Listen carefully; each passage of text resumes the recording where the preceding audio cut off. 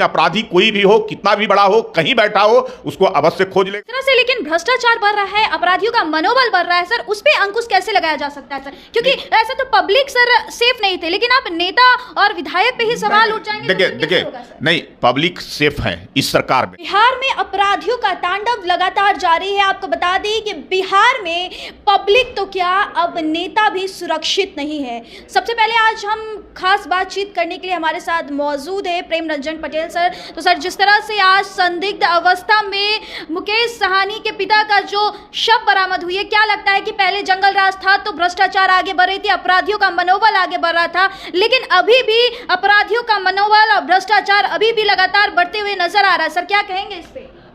देखिए, सबसे पहले तो वीआईपी सुप्रीमो मुकेश साहनी जी के पिताजी की निर्मम तरीके से हत्या की गई है। बहुत ही दुखद घटना है। यह हम सब लोगों ने दुख प्रकट करते हैं उसके लिए कि भाई ये नहीं होना चाहिए था, हो गया। लेकिन उस हत्या के पीछे क्या साजिश है, कौन सा व्यक्ति है, क्यों किया गया है, ये जांच का विषय है। वो जांच बाखूबी जो है से हमारे प्रशासन के लोग लगे हुए हैं।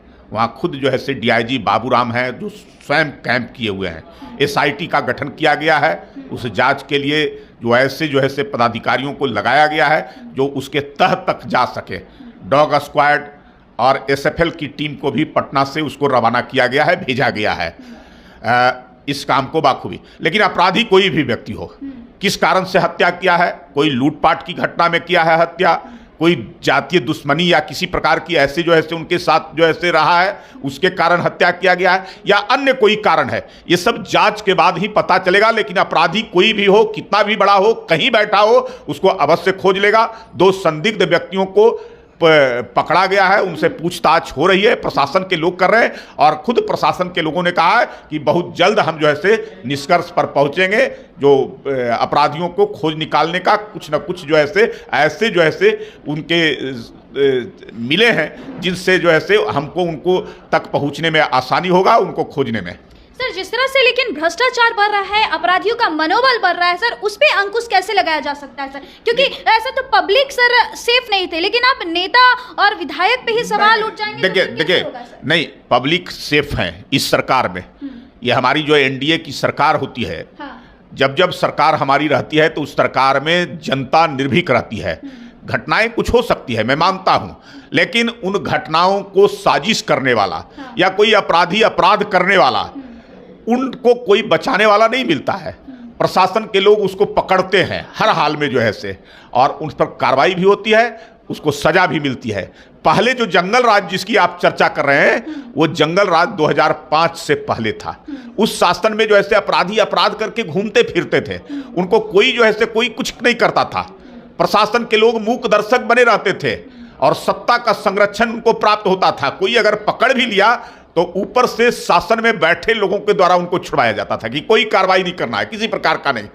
कोई व्यक्ति सुरक्षित नहीं था, घर में रह करके अपने आप को भी जो है दहशत में मानता था। कोई व्यक्ति घर का बाहर चला जाता था और वो लौटता नहीं अगर समय पर, तो लोग चिंतित हो जाते थे कि कौन अनहोनी घटना हो जाएगी, हत्या अपहरण लूट डकैती किसके साथ कहाँ हो जाएगा, ये कोई नहीं जानता था। लेकिन हमारी सरकार 2005 में बनी, नीतीश कुमार जी के नेतृत्व में, उस सरकार में हमने अपराधियों के खिलाफ कार्रवाई शुरू किया। हमने 3 लाख से ज्यादा अपराधियों को स्पीडी ट्रायल के माध्यम से सजा दिलाने का काम किया। आम जनता में जो अपराधियों का भय था उसको निकालने का काम किया। कोई अपराधी अपराध कर करके बच न सके, इस काम को बाखूबी हमने जमीन पर उतारने का काम किया।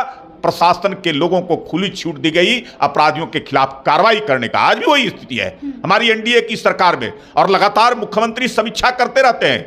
मुख्यालय में जो वरिष्ठ पदाधिकारी हैं और उनको हिदायत भी दिया जाता है कि किसी भी कीमत पर अपराधियों के खिलाफ कोई भी कार्रवाई करने में चूक नहीं होनी चाहिए, सख्त से सख्त कार्रवाई होना चाहिए।